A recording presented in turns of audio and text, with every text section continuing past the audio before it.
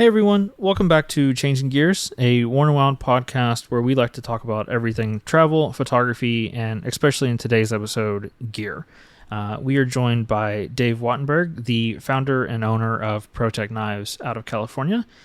Dave has had a lifetime of experience in the cutlery industry with his father and his uncle, and we're going to dive into some of his background, the background of ProTech, and really just kind of go through a good introduction of the brand. If you're not familiar, or even if you do know the brand, maybe you'll learn a bit more about what makes them so special and unique in the EDC world. And then we're going to touch base on a very limited, very exclusive knife that you might be able to pick up in San Francisco that's kind of a first collaboration efforts between us and them, and we'll see what comes in the future. So sit back, relax, or just listen in as you go about your day, and hope you enjoy.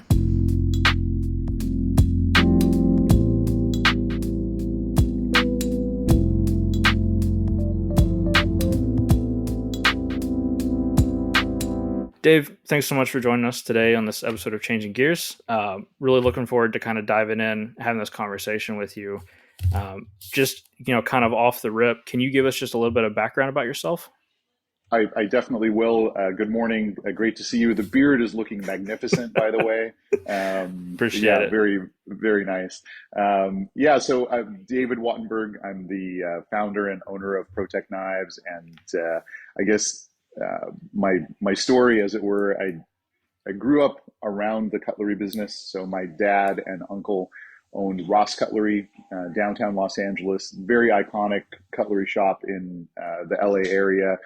It's been in business since 1930, and my dad and uncle spent pretty much their whole lives together in business together, originally owning a drive-in restaurant, like with the car hops on the roller skates and the whole bit. And then my dad got drafted to Vietnam, and they ended up selling the restaurant. My dad served in the Army during Vietnam, and then when he was about to cycle out of his service, they started looking around at buying another restaurant or some other type of business. And some friend of theirs knew this guy, Mr. Ross, that had this sharpening service, and he was getting ready to retire. And so my dad and uncle bought it from Mr. Ross. And at that moment, it was only a sharpening service, not a store of any kind.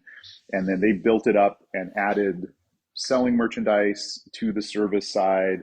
They moved into a bigger spot, and then a bigger spot, and then a bigger spot again. And so 3rd and Broadway, downtown LA, right across from the Grand Central Market, kind of in the main thoroughfare of downtown. And really cool today. My cousin owns and operates it. And so it's still in the family, still up and running. And as a young guy, I remember going down there with my dad on weekends and things. And, I would do different tasks, organize things, and make price labels and stickers and whatever. I was barely old enough to look over the counter, and I was talking to customers and things. And so I guess I've always been around the cutlery business. And a couple of funny stories. When I was a little kid working there with my dad, I used to tease him that when I grew up, I was going to open a cutlery shop across the street. And that was one of my go-to things, was that, I was going to be his competition. And then I'd work on, say, a Saturday or something, and he would let me take a little prize as my payment for the day. And a lot of times it would be like a little compass or a little Swiss Army knife or something. And he had in the front these really cool display cases of old vintage knives of different types. And there was one panel that was all old switchblades. It was old Italian, US made, like Prestos and things. And I lusted after them so, and I would like, Dad, how many Saturdays do I have to work for one of those? He's like, absolutely not. You may never have one of those. They are not for you. And so the circle of life, of course, all these years later, making my own. And then, of course, at Ross Cutlery, they stock a lot of ProTechs, as you would imagine. And when my dad was alive, if you went in there to buy a paring knife, you probably left with a very nice paring knife and a runt and a TR-3, because anyone who came in the store, my dad would want to talk about the knives that his son made. And so definitely circle of life, growing up in the store, being told that I couldn't have a switchblade, and then started my own company to make switchblades. It's pretty good. No, that's killer. So obviously, if you haven't guessed it yet, we are chatting with Dave of Project Knives. He's become a very good friend of mine, a very good friend of the Worn and Wound group here as well. Really makes some killer pieces, something that's become a massive part of my collection, started bleeding into our other EDC guys collection as well. Love it. So we're going to keep diving in on that. But I'm realizing, Dave, we forgot kind of the most traditional basics for our podcast. We didn't do a wrist check or a pocket check. So what's on your wrist and what are you carrying? Nice. Okay, so today I'm wearing an Omega. It's almost exactly Protect green, and There so you when go. these came out, I had to have it. And actually, I guess while we're talking about Omegas and this one being on my wrist, my very first my dad wore an Omega titanium gold chronograph. It was his favorite watch. He wore it every single day, even when he was sharpening and working in the Yeah. back. He never took it off. And he introduced me to watches, as a boy. And when I graduated from college, my first good watch was a gift from my dad, and it was an Omega Seamaster. And I still wear that one quite a bit. Oh, that's killer. Yeah, it's the traditional blue from 30 years ago, and all stainless and all the rest of it. And so yeah, I've loved watches since. So yeah, my Omega today, and then in my And pocket, that's the Seaweed Seamaster, right? On the rubber? exactly. Yep. Perfect. Yeah, I Yeah, added the that's such a rubber, and killer. I think it is the only non-metal band that I have that I wear. It's so comfortable. I love the clasp. I love everything about it. It's sporty, and it's also just the right shade of green. Yeah. It's a great piece. And No, I then think this is for the first time I've seen you without a metal bracelet on. it's the only one I own, and it's funny because Yeah. I've looked at them a million times at stores or online, and I've tried some on, and I love the look of them, but they're just not comfortable. And then this one, man, I fell in love with it, and I have not put the metal band back on. I've kept the rubber on, and yeah, it's fantastic. There you go. And then in my pocket today, it's actually kind of a top secret thing, and I hadn't really thought that you would ask, which is Oh silly. no. So this is a prototype of a knife that I made about 22 years ago called the Duke. And it was named Okay. after my dog at the time, of all silly things. And it's a nice compact size automatic knife. And it's been something that some of the hardcore original Protect fans have asked about. Hey, you ever going to make those Dukes again? And so we redesigned it a bit, freshened up the design. And so I am carrying a Duke prototype in my pocket today. So it's a 17.4 stainless steel frame. These steel frames we heat treat before we machine them, so they're ridiculously overbuilt. And then this one has a blasted satin kind of two-tone finish. It's got a Mike Erie hand ground mirror polish blade, mother of pearl push button, as well as a titanium pocket clip. And so this prototype version, we will have some for sale in Atlanta, the big blade show, first weekend Yeah. of June. So we're working on them now. We had kind of intended to keep it a secret, but I guess it's not anymore. So anyway, yeah, the Duke 2, or the renewed Duke, it's about a 2.6-inch blade, roughly, just off the top of my head. So kind of a nice compact EDC styled knife. And the production version, say, an aluminum handle with a flat ground MagnaCut blade. If you look at some of our offerings that are often people's first Protect, the two that are most often bought are probably the Godson, a very basic, like solid handled Godson, because it had Yeah. an iconic Italian look to it. And then also TR3s, and to some extent now Malibus. And I think in an auto, this will be a really excellent first Protect for people, because it's not tactical at all. It's a very nice size. It's a really perfect EDC platform. And so the aluminum machine ground MagnaCut blade versions of these will be priced fairly aggressively to be a perfect first Protect for a lot of people. That's killer. Well, I'm sorry to make you spill the make you spill the beans early on this one, but Yeah, happy to know that there's. Go ahead. my fault for not mocking up that you would ask that question. Yeah. Oh, it's all good. We're always happy to get an inside scoop. So, if you hear it here, let's keep it a secret between our community for now, but keep your eyes out for something new from ProTech. So I am rocking my Elliott Brown. They call it a black whiteout. It's a black Okay. PVD case with a full lume white dial. Oh, nice. Absolutely feels like a tank, and I've got it on a watches at Espionage NATO. Just fits perfectly together. And then in my pocket, which we'll dive into this on the back end of the episode as well, is a very special TR-3 Integrity that may or may not be something that's coming out of San Francisco. So we'll jump back into that in a little bit. Awesome. But yeah, no, Dave, thanks again for jumping on. I think probably a great place to start with this is just kind of going over the history of ProTech. I've heard it from Sure. you a time or two, but I know there's probably a lot of our audience that's not familiar. So if you could just run us through that, I think that'll be really, really beneficial for a lot of people to hear. Yeah, you bet. So after college, and I moved to Colorado for a few years, and I was out there, and I had a couple different jobs, but my primary one, I was a middle school teacher for about 3 years, and I really wanted to buy a condo and kind of get life started, and my teacher pay was pretty low. So I decided on the weekends and things I would do kind of a side gig, and I would sell knives at gun shows and knife shows and things like that.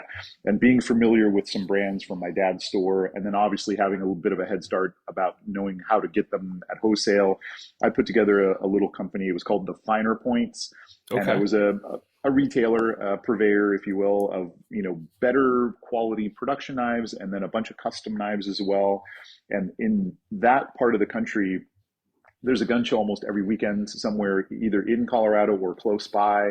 And I would travel quite a bit. I would do shows in Las Vegas. I would even come back to Southern California back when they had big gun shows like the Great Western in Pomona. And I did Tulsa, Oklahoma, the Wanamaker gun show. I did knife shows. I did a lot of shows. And I had like a cargo van full of product, and I would drive and set up the display cases and things. And this is like the mid 90s. And at that time, a lot of the custom makers were really doing some cool stuff. And I was the only guy at a lot of those shows with custom knives and production knives. And it was a really good Okay. Yeah. mix. And every show I went to, without fail, the first thing I would sell out of, or the thing that was the hottest, were the autos. Everybody Okay. wanted, automatic knives. And at that time, there were very few to choose from. Benchmade had 4 or 5 models. There was a White Wolf company. They had a couple of really cool things. The Valentin family was doing some really neat double actions. But a lot of my customers had every automatic knife that was available. And I would see them at the show, and they're like, what's new? What's the next thing I should buy? And I didn't have anything for them. And they're like, I want more of these. If you had a different one, I would buy it. And every weekend that I'm out at a show, people are telling me the same thing. Like, wow, I really wish someone made an auto knife like this. Why doesn't someone make an auto knife like that? And I got tired of hearing it eventually, and decided I would try to make my own. And so the birth of ProTech knives is really demand driven. It's me being in front of the customers and them asking for something that nobody was doing, and I did it for them.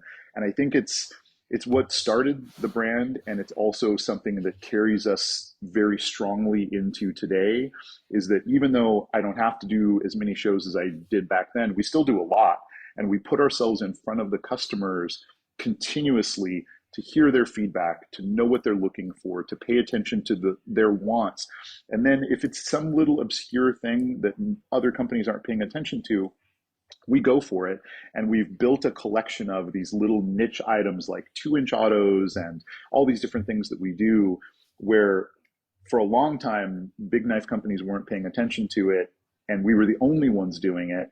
And so we set ourselves as the gold standard of California legal automatic knives, 25 years ago. And now all of a sudden there's a few companies doing it. They're like, oh my gosh, those guys have been around for a minute. They must be selling more of those than we thought. And so I knew a guy that was making some blades. He was doing his own blades, and he was making some blades for some other people. And I had him make the original Runt and TR-1 and 2 blades. And then through a friend of a friend, I met a guy that ran a machine shop, and he was amazing. His name was Bob, and in Colorado, and he had these intense machined parts he was making. He was making impellers for natural gas pipelines. Each one of Oh, these parts wow. that he was machining took like 6 months, and they were $50,000 to $80,000 parts. And I was like, "Hey, can you make this knife handle?" And he was like, "Yeah, I'm pretty sure I can." You know, Yeah. and basically he was fitting me in between jobs just as kind of a favor, and obviously his quality of machining was phenomenal. And so I got those parts from him, got the blades from the other guy, got clips from a friend. I had someone make buttons and pivot pins, and then I put them together at home on my kitchen table. And at this stage, I had just moved back to California, and my dad would help me sharpen them. My mom would clean them off and put them in boxes, and then I would add it to my finer points offerings when I went to shows. So the very first Protex, I put them together. My dad and I sharpened them. My mom cleaned them and packed them, and then I sold them one at a time to the customers that had them. And it was really fun. Like I'd go out to a show, and all these people that had been asking for something new in an auto. Not only did I have it, but I had made it myself. And so I'm very probably most the thing I'm most proud of in the ProTech history is our ability to keep friends and customers like we have. And I'm amazingly blessed that I have a lot of those customers that were finer points customers that became ProTech customers, and they still are ProTech customers and friends. And those people, I think this year, it's safe to say I've known them 30 years.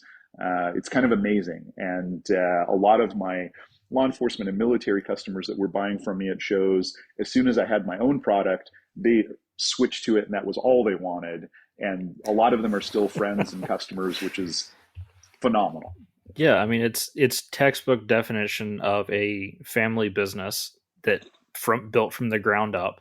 And then, as we've seen at our fairs and, just in general, that the more you interact with your customers, the enthusiasts, it Mm-hmm. puts you in the right place and you identify those niches and can go from there. But that's Oh that's yeah, such it's a killer story. oh thanks. Yeah, and then as the ProTech thing grew, I scaled back the finer points side of things. And honestly, I had such a good rhythm with all these custom knife makers, and you know, I enjoyed being the guy that they knew they could trust to buy and resell their knives and represent them in a positive way and take good care of the customers and everything. And it was really hard to let go of it because I enjoyed it so much. It's But what we were understandable. able to do, which is pretty amazing, is turn a lot of custom knife makers that I used to buy and sell their knives, we turn them into collaboration partners. And so if you look at like our Whiskers design, our Emersons, like all these different knives, a lot of those folks that we do collaborations with, I used to buy and sell their handmade knives, and now we do a project together. Yeah, no, that makes sense And because so, you have partnered with some of the biggest, if not the biggest, names in the knife and EDC industry before it was considered EDC. And just that's cool to yep, know that like they really go back basically to the beginning. they do. And it was kind of nice, what a great conversation starter because they already knew me. They knew my checks were good. They knew that I would represent them well. Buying and selling their handmade knives, and then to add to it, hey, let's do a knife together. Let's put both our names on it. It was kind of a natural. It gave me a good head start to have those discussions about the collaborations for sure. No, that makes perfect sense. And I think you kind of have hit on this when we've talked before, but I'd love to hear also like how you got into watches because I know like Mm-hmm. for us that are kind of in the two realms, it makes a lot of sense. Watches and knives and EDC gear, it all piles together. But for those people that aren't kind of, what's your background there? How'd you get into it? So definitely, my dad, and he owned a few watches, but he really settled on that Omega as his favorite. Um, it's interesting too because I own that watch. Um, my mom gave it to me after my dad passed away about 8 years ago. Um, I just haven't quite been ready to wear it. I don't know, which It is makes sense. strange. But anyway, I at some point I will. It's great. It's a fantastic piece, and definitely the appreciation from my dad, and then I think I was the first person in my family to go to college. My parents had a lot of focus on it, and it was my parents are the most amazing people, and even though they didn't get to go to college, they had laser focus on me going, and I knew how much it meant to them. And for college graduation, my dad wearing an Omega and then giving me my first, really good watch, Mm-hmm. definitely set the stage. Where if you have a milestone, if you have something important, you want to do something really neat for yourself or somebody, a watch is a perfect thing for that. And so that definitely set it. And then I remember, in a knife environment or an EDC environment, everyone's wearing a nice watch. Like it's definitely the same folks. I think a lot of watch people are knife people, they don't know it yet, and a lot of knife people are watch people and they don't know it yet. Like there's definitely great crossover there. And so being at a knife show or any kind of EDC venue, gun show or whatever, there's always a lot of nice watches cruising around, and a lot of nice discussion. If you need a break from knife chat and knife steel geeking out, you can always make mention of what watch they're wearing and that kind of thing. And then I remember like going through a phase as a young single without kids person, and I had a very long list of watches that I wanted and was coveting, and I would save up for them, and I'd buy them here and there, and had different friends that were in the watch business and that kind of thing, and I got a pretty good little start on a collection. I was on a trip to Australia with my best friend John, and he and I both bought Rolex Bluesies, Oh, nice.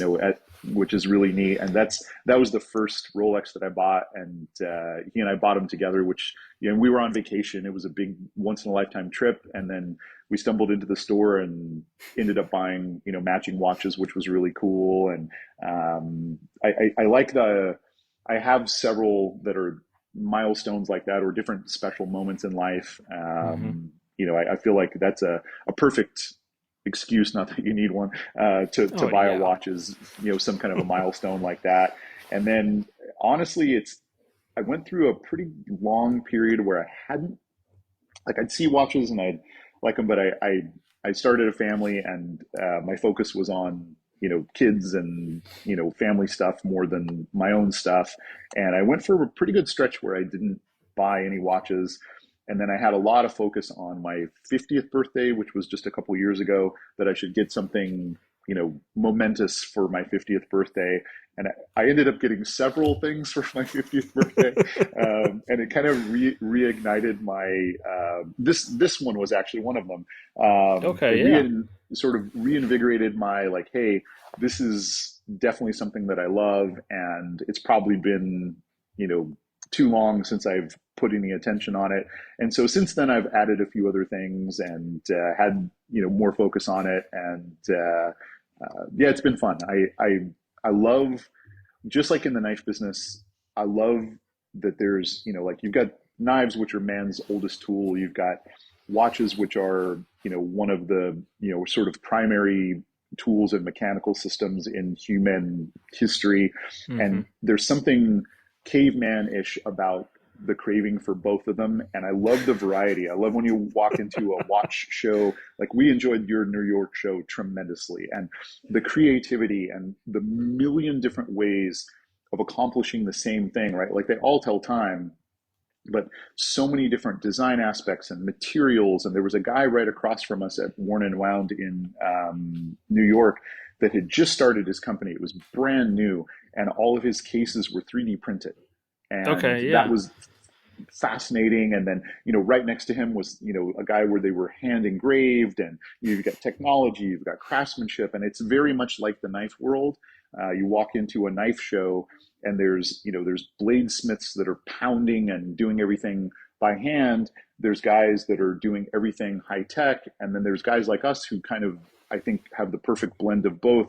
We've got robots on our building moving parts back and forth from CNC machines, and right across from it are people hand satin finishing screws and buttons one at a time by hand. And so you've got, technology where you can use it the most, the hand craftsmanship where you can use it the most. And I feel like both the watch and knife business like really thrive in those domains. And I love it. I love the variety. I love to go in and see how different people have taken a watch or a knife and put their own spin on it, their own taste, their own mix of technology or not, and craftsmanship. It's endless, and just when you think you've seen it all, someone comes up with something brand new again and reinvents it. It's amazing. The cycle of creation is something I've become very addicted to. I love buying and selling things, and I Yeah, used to I get think we very all do. attached. We do. I used to get very attached to the custom knives that I would buy, and then it was my mission to find it a good home, which I also enjoyed, and it paid the bills too. But this origination of creating something from scratch and then launching it into the universe and taking it, like, there's nothing like that moment at a show or an open house here at the shop or something where something we've been working on for a year and you finally have it and it's in your hand. You finally made the thing. It's like your baby is going out and being introduced to the world. And the satisfaction that comes from that is just, there's nothing else like it. I'm completely addicted to it. I love it. Like, the folks in the shop here laugh at me as like I'm giddy running around the shop like when it's new knife day and the first one's getting assembled. Like, I can hardly stand it. Like, I'm bouncing off the walls for it. It's like my crack. Like, if I weren't creating knives, I'd have to create something else, because I enjoy the cycle of it so much. And I see that in the watch community. Walking around the Worn and Wound show, you can feel it. It's that same energy, that same type of thing. And I think anyone who does it well in an EDC product or a watch or whatever, the customers who love that type of interaction, it's all the same people, and they're definitely our people, and we love them. Yeah, I mean, it's just collectors at heart. Whether it's Yeah. a couple $100 piece of steel, aluminum and steel with some springs, or it's Yep. a couple $100 watch, a couple $1,000 watch, whatever it is. There's something at every level for everybody, and that's Hmm. really such a cool aspect of how these two very different but very similar communities overlap perfectly. Really. Definitely. Um, No, that's killer. So I think obviously we've kind of teased that there's something special coming out for the fair. And I don't want to dive into the details on that just yet, but I actually don't know the history behind the TR-3 Integrity. And I think a lot of Okay. people won't either. So can you kind of tell that story and run us through there? Absolutely. So the TR3 as an auto has been it's a perennial seller for us.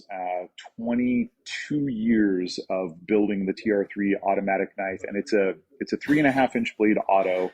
Yeah. And one of the things that we got a ton of feedback from law enforcement and military professionals before the TR3 came out, other autos with a 3.5 inch blade, they were very bulky and boxy and uncomfortable to carry. And specifically, the TR3 was designed to fill a niche, to make a full size auto folder that was slender and sleek and easy to carry. And we nailed it. It is all that. It's got a tapered frame from the front to the back. It gets a little thinner. It's a very subtle thing, but it adds a lot of machining time, but it Yeah. rides nice in your pocket for it. Full 3.5 inch, clip point blade, but it's very easy to carry.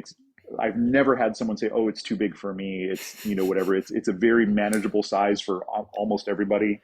And so the TR3 auto, it's the most sold to law enforcement, military over the years, Navy SEAL contracts, all this, kind of thing. It's got a great history to it.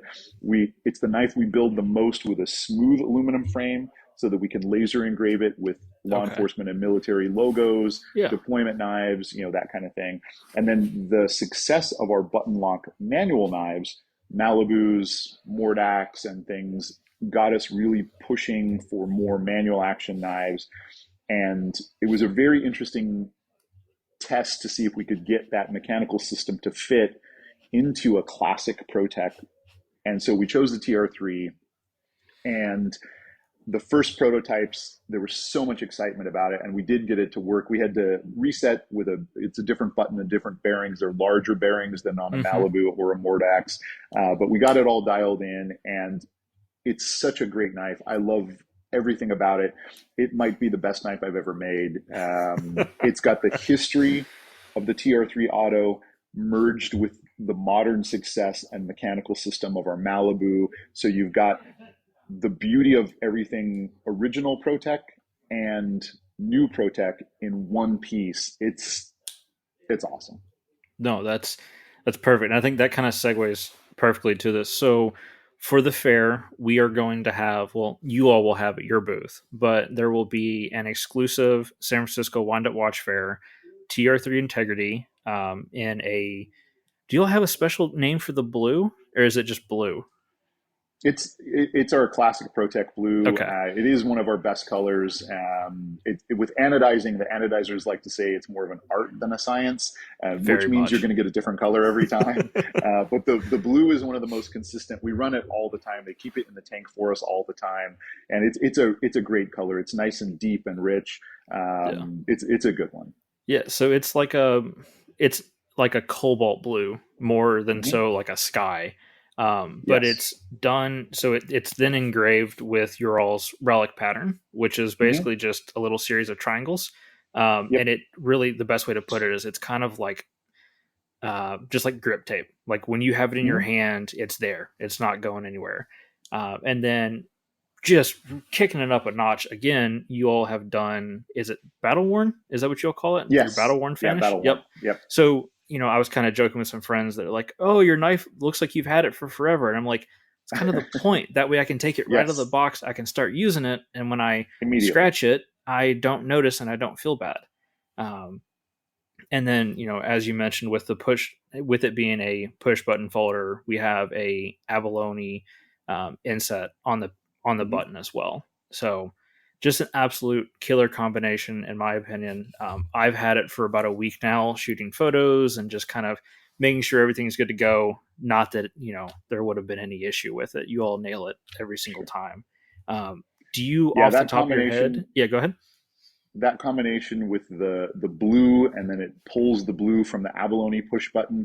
Those inlaid buttons are generally something that we save for our highline custom pieces, but to get into an aluminum knife as a show special, we love to add a little element like that. And I love the combination there where you've got the blue, like you said, with that relic texture, then battle worn, which has that rough and tumble thing, but Mm-hmm. then you've got almost a little piece of jewelry element with the abalone. And of course, abalone, those little pieces of abalone are as God made them. And so each one's different. And Yeah. even though I think it's a limited edition of 25, if I remember right, Yep. 25. um, each one is really one of a kind because nobody's button is the same. There you go. Yeah. So, Yeah. do you, off the top of your head, know what pricing will be on these at the show? I'm going to guess about 280, 260 right in there. And Okay. so, yeah, you're getting, sub $300 on a piece that's, limited edition, arguably one of a kind because each one has a different button, 100% American made, no tariff worries. Yeah, and again, the legacy of that knife model in our lineup merged with the modern manual action thing, the way that one came together, the thumb stud and the deep carry pocket clip and a couple of new things that we added to it, they're perfect. We always strive to get as close to perfection as we can, and I'll often say there's no such thing as a perfect knife. We're just getting incrementally closer to it every time we make a new group of knives, That's and it's fair. like the closer you get, the harder it is every time. And Yep. that's where we are. That's where we live. But there are a few things about that knife that are absolutely perfect. There really are. No, The thumb perfect. stud, the deep carry clip, that relic texture, and then adding to the family thing, our programmer, engineer, VP of operations, Bob, that works here, his son named that texture when he was here one day for the afternoon. Oh, that's wonderful. So, this Yep. is, it's not the perfect family ProTech knife, so to speak, but I think this is probably as close as we could have nailed it for a first edition. So Yeah, I love it. that's killer. Awesome. Well, I think that right there in itself is really impressive, and I think our audience will love it. I know you all have a massive fan base that'll be coming out to our fair, but I know not everybody will be able to make it to San Francisco. So, kind of Sure. over the next, call it month, 2 months, where does it look like? Where can people find you all at? Oh goodness, we have kind of a lot going on. So after the watch fair, the next big thing is the biggest knife show in the world is in Atlanta, the first week of June. Yep. It is mecca for knife folks. It's huge and amazing, and it's our biggest show of the year. We'll have a 30-foot booth.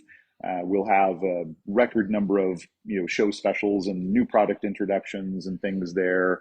Of course, all of our online retailers and things. You can pull up our website and see, who does a good job reselling our stuff. There's a lot of good folks there. But yeah, lots of shows, lots of things. You can watch our Instagram is generally up to date 2 or 3 times a week. We take things right off the assembly bench and into photography for our Instagram, so you get a real feel of what's coming Yeah. off and heading to dealers. That's definitely worth taking a look at. No, I think that's perfect. Yeah, I think, you mentioned it. Blade Show, which is in Atlanta, I don't remember if you said Atlanta or not, is probably the biggest and best place, in my opinion, to come out. If you're gear curious at all or a diehard fan, it is the place to be for 3 days of just absolute, it's not chaos. It's insanity, controlled insanity in a really good way. There's, In the I think best close, way. yeah, close to 1,000 vendors. You all are almost always like right up front as soon as you come in, Mm-hmm. which is great. You're the first booth I see every year, and I'm like, they have a line of 100 people. Let me circle back in half an hour or so. Um, Yeah. but no, that's awesome, Dave. It's been great catching up with you again. Oh, Obviously, you looking too, Garrett. I forward really to, appreciate it. yeah, no, I appreciate it. Looking forward to seeing you all out in San Francisco, and then obviously we'll catch back in Atlanta, and we'll go from there. But until next time, Dave, thanks again. Thank you, Garrett. We really appreciate it. Of course.